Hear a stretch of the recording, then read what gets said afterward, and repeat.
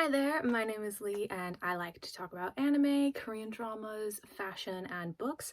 So if you are into any of that, then stick around. Today I am going to be sharing with you my top five-star reads from 2023. I read 37 books this year. 3 of them were nonfiction, so I did not include those in this list. So I'm going to jump right into it and I am going to go in chronological order, I think. I do have one bonus book because it is the last in a series, so that will be my last book. And I took one book off this list because I am supporting the St. Martin's Press and Wednesday Books boycott, which I'm very sad about for the author who I really do enjoy and love. However, I just cannot support the way that St. Martin's Press has been handling everything that's been going on. So the first book that I read that was a 5-star read for me was Twisted Games, which is the second book in Anna Huang's Twisted series. The Twisted series is what got me back into reading, and I love this book. It is my favorite in the series, and overall for 2023, this is definitely one of my top books. I love this book. I love Reese. I love Bridget. I felt like this book and the subject matter behind it was the best of all of the books in this series. I also just love Reese the best. He's my favorite character. The fact he doesn't have to grovel out of all of them, A plus man. A plus man.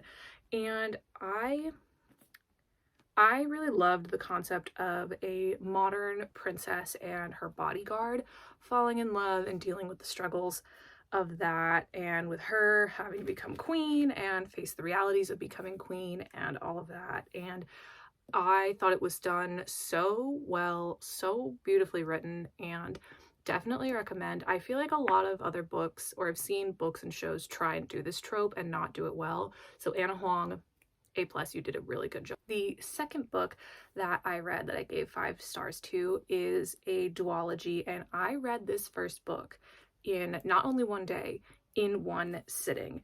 It is about, let's see.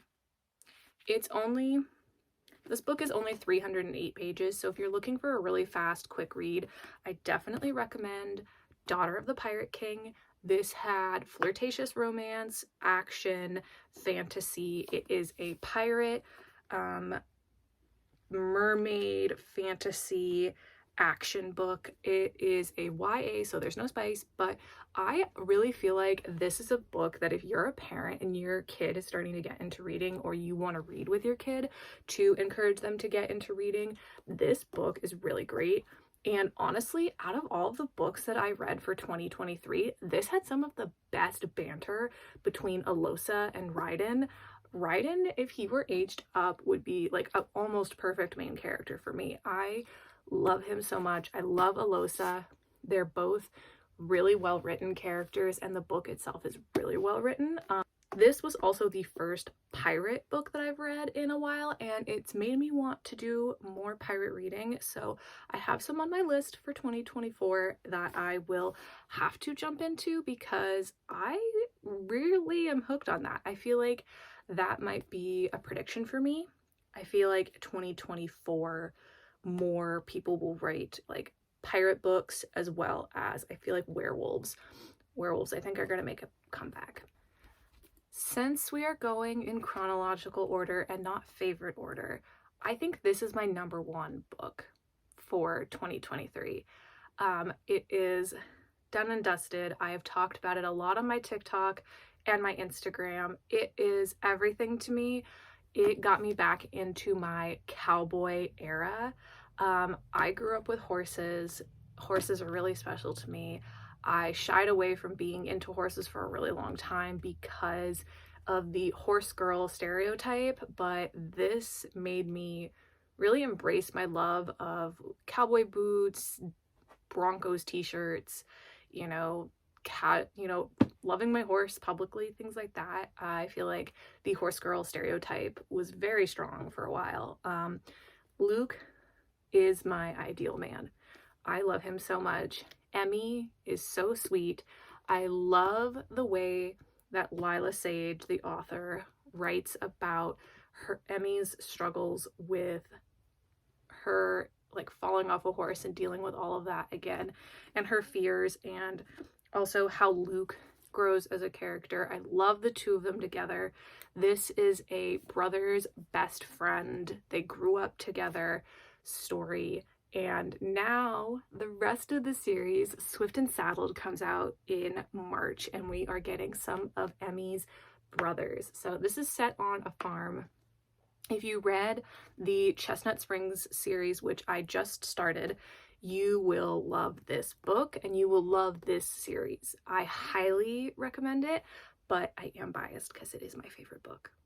I guess this is where we go a little bit in chronological order, because this is my second favorite book of the year, and sometimes these two are tied, but I loved Wildfire. Russ is also my favorite book boyfriend. Him and Luke are tied. I love that he is an awkward little golden retriever, but throws out these super flirty lines every so often. Like, where does that come from? Also, he's like 6'4", 6'5", so like, hand him over. All of Hannah Grace's books are really well written. This one is not set in the hockey world, but you do get a lot of the returning players from the hockey world in this book from the first book. So you see Nate and Stassi, you see Henry, who will be in the third book, and just overall, this was really sweet. I love how Russ and Aurora both have issues in their life, and how in this book you see them grow together individually and together, and how the two of them support each other in their growth, in dealing with their family drama, and just all of it. I thought that was really beautifully done and really realistic to actual couples, so I loved that. I also really love that at one point in the book there is a almost miscommunication trope, and Aurora slaps that down real quick. So I love her for that. So much good banter. It's set at a summer camp, which I never went to summer camp. So some people had qualms with that because they were like, I don't like summer camp. I didn't like summer camp. I never went to summer camp. So to me, this was really fun and just like a cute woodsy adventure. So I highly recommend this because it was just so cute and adorable, and I love it, and I can't wait to read Henry's book. This book was a surprise for me. I bought this as the only holiday Christmas book that I was going to read for the year. I don't like a lot of holiday books because I don't want them to feel too Hallmark rom-com and overly predictable, but this book I liked because it could be easily read outside of the holidays. It's not super heavily focused on the holidays, but it is Love Light Farms. And the only Christmassiness about it is the fact that it is set on a Christmas tree farm, and there is a lot of Christmas activities around it, but you could read this outside of the holidays and I still would give this 5 stars. This book follows Stella and Luca, who have been friends for 10 years, and everyone else knows that the two of them have feelings for each other, except for the two of them. Luca has tried to be more flirtatious with Stella, and she just doesn't get it. But Stella enters into a contest to get an influencer to come to the farm to show it off and raise more awareness about it because the farm's not doing well. And so she says in the application that she bought the farm with her boyfriend. She does not have a boyfriend, so she asks her best friend, Luca, to be her pretend boyfriend, so that way she can impress the influencer. I didn't tab this book very much compared to my other books, but I think I kind of just, this was a vibes book. You know when you give a book 5 stars and it's just the vibes? This was just the vibes. I did find at times it really frustrating that she did not understand that Luca had feelings for her. But I thought that it was very sweet. You know, you can see the natural transition from their fake dating to dating. You see that she's clearly scared of commitment. She's got trust issues with her dad and men in general. And, you know, he comes in and he's like, I'm not going anywhere. I want to support you. I'm going to be here. So I really liked that, and I really liked the book, but it's definitely, I feel like, based on the vibes. I did like the writing. There were moments where the banter was really funny, and just like sassy. So I'll probably pick up the second book at some point in 2024, but it is not high on my TBR list. The final and bonus book is a third book in a series, and fitting to being the final book, it is Finale from the Caraval series. I loved this book so much. Out of all the books, this was my favorite. The plot twists in this threw me for such a loop. I thought I knew exactly what Stephanie Garber was going to do with this book based off the first two books with Scarlett and Donatella. This threw me out the window. I had no idea where we were going half the time. Sometimes things would happen and I would quite literally gasp out loud. So this is definitely a 5-star read. I feel like the series as a whole is my highly suggested series for the year for anyone who is interested in getting into reading. It is a YA fantasy and it's just so beautifully done. The first book, Caraval, really sets up the world of Caraval and you're introduced to all the characters and all the players. You're introduced to Scarlett and Julian and Donatella and Legend. And then when you get into Legend and Legendary, you learn more about Legend's backstory, how he got his gifts. You learn about Donatella and you are introduced to the Fates, who become a very big part of this book and enter us into the next series from Stephanie Garber, which is Once Upon a Broken Heart. So you kind of are introduced to everyone and you jump into the next one. I started this series entirely to read Once Upon a Broken Heart because I had heard so much about it.